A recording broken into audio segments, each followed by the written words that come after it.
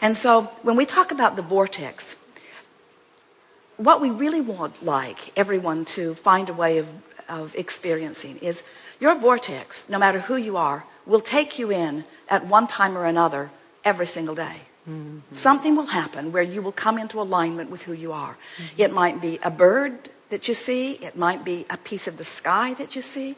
It might be a fragrance that comes past you. It might be a piece of a song that you hear. It might be, Jerry talks about a time former in his life experience where he was in such a state of depression he could not pull himself out. And the harder he tried, the worse it got. The more he beat up on himself for being depressed, the more depressed he felt. Mm. And then one day, he just followed an impulse to go down and sit on the rocks overlooking a lake. Drove for a little while, sat himself there, and a family came. They were not aware of him, would not have wanted to be aware of him because he was sort of lurking and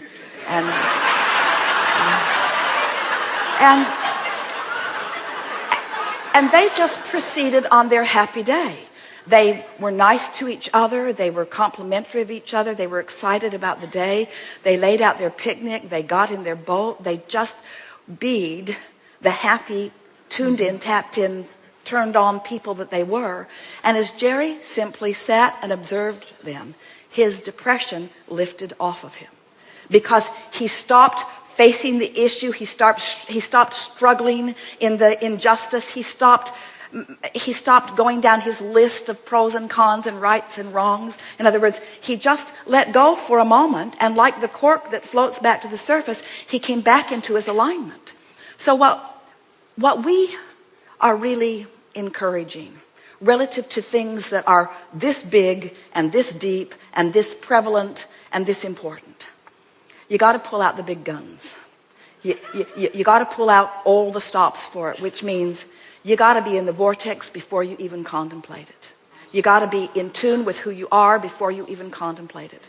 And when you are, you're seeing the world through the eyes of Source. And when you're seeing the world through the eyes of Source, if a child is learning to walk and walks into your room and isn't very good at it and falls down, you don't say, "Get up, you little dummy."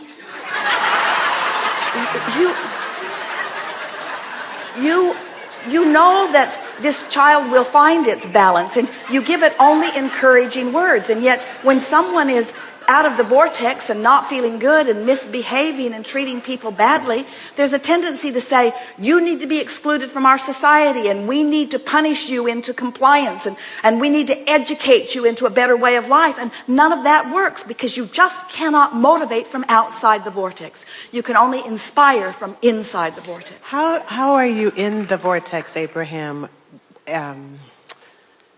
And honor the pain or the discomfort. Can't do it. Can't honor pain. Also, can't do it. Can't honor pain. Okay. Pain and joy are very different frequencies. But isn't it bypassing? Is it bypassing to focus on the bird or the cat without acknowledging what happens? The emotion. Here's what happens as you take the subject that is bothering you the most out of the equation just for a moment by saying, "Can't do anything about it anyway. I can't change all these people. I can't fix it. I can't fix it if I want to. I can't do it this red hot minute anyway. Yeah. What I really want is alignment. What I really want for them is alignment. But what I'm really wanting is to feel my own alignment." So you just kind of try to talk yourself into that general place. But then, if you will meditate and quiet your mind, when you stop thought, you stop resistant thought. When you stop resistant thought, your vibration raises. Yes. When your vibration raises, you come back into the subject at that different perspective, you see. So what happens is, as little by little, you allow the vortex to train you to that higher frequency, two things begin to happen right away. The first thing that happens is, fewer of those people that were behaving in that way have access to you because it's not as active in your vibration. Yes. Now, some would say, but isn't that putting your head in the sand? Isn't that just carving out this little nice world for yourself and leaving all of the others out there to deal with whatever it is that they're dealing with? And we say, it might be that, but the alternative doesn't work anyway. In other words, you can't go out of the world. Yeah. You can't get sick enough to help a sick person get well. You can't get poor enough to help poor people be prosperous. You can't get mean enough to help mean people get nice. You see, you can't feel pain about their suffering and be, as Jesus was, in vibrational alignment with their well-being. You just can't do it. You can't make those vibrational shifts, you see. Yeah. So is it appropriate for you to feel the sting of injustice? Of course it's appropriate. That's part of the sifting of the contrast. You couldn't give birth to the brighter, better world if you didn't see some of it that isn't so good. You couldn't ask with the clarity that you do. But there are millions of people, there are billions of people that are sifting through the contrast who are asking, who are putting the rocket into their vortex, and sources answering, who are depriving themselves of the very answers that they seek because they are so focused upon the problem, you see. And so, little by little, you come into alignment. Little by little, you allow the vortex to train you until it just feels natural for you to feel good. And then, as we started to say, two things happen. You see less of it, and when you do see it, you are vibrationally prepared. When you do see it, you're seeing the world through the eyes of Source. You don't take it personally when someone is stupid. You don't take it personally when someone misbehaves. You don't take it personally because you know it's a vibrational thing that they don't have control of yet. Everyone wants to feel love. We promise you, everyone wants to feel good. They just don't know how to do it. And so it's just going to take more who are doing it unconditionally. Unconditional love says, I am in alignment with who I am regardless of the situation. But it's asking a lot of you to look at something that just yanks your chain and rings your bells in a very negative way, and to ask you to just turn the other cheek and be at one with it. That isn't what it is all about. It's about letting yourself see it, letting yourself feel it, let what you really want be born within you, and then tuning yourself to who you really are and to what you really want. And little by little, the world becomes a place that likes itself better. But we want to say this in a way that you can really feel it from us. And it's going to feel off to those who are so wanting to be of service to the world that you want to go out and feel their pain and wrap your arms around them and bring them home with you.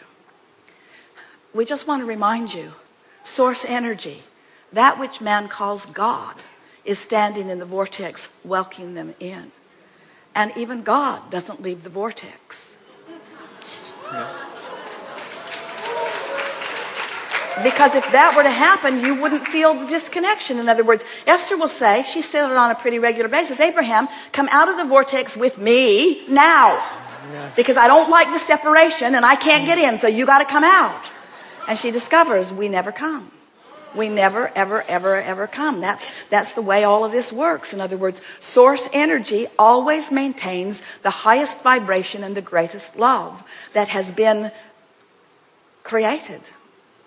And you have no choice but to line up with that, you see. So when you look at it that way, when you realize that there are plenty of people who want to feel better than they do, and so in your attitude of wanting to help them, you step out of the vortex into your awareness of what's troubling them, into that frequency where you now no longer have connection to the resources of your source. Yes. And now that's why you really feel the rage and anger at them, is because it's like, whether it's someone that you love who is struggling with something, or someone that you don't like at all who is struggling with something, as you observe them in their struggle, you feel negative emotion because you cannot stay in alignment with who you are as you observe their struggle.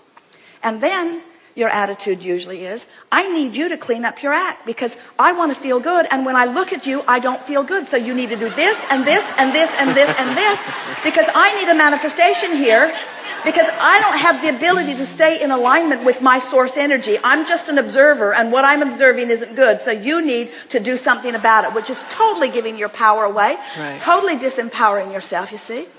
That what unconditional love is, I have the ability to tune myself into vibrational alignment with all that I am. I have the ability to love you. I have the ability to see you in your success, even when you're demonstrating your lack of it. Yes. I have the ability to see you well, even when you are currently sick. I have the ability because I practiced when you were asleep. I practiced when you weren't around. I practiced when it was easy. I practiced when I was in my treehouse. I practiced when I was watching the sunset. I practiced during my meditation. I practiced during the beautiful music. I practiced Yes, my alignment yes. with Source, and now I can unconditionally offer this love of Source. I got it. Oh, thank you. Yeah. Yeah. Yes, you do.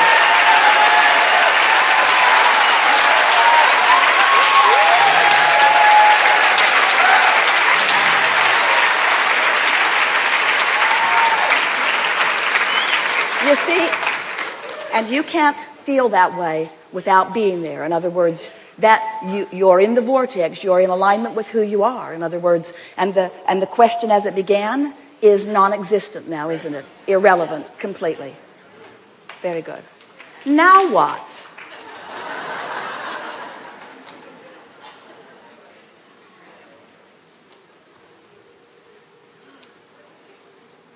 Wait. This finger, keep coming. This finger points at so many people at the same time. Sometimes we point over there and they come from over there. It's very strange. Very strange.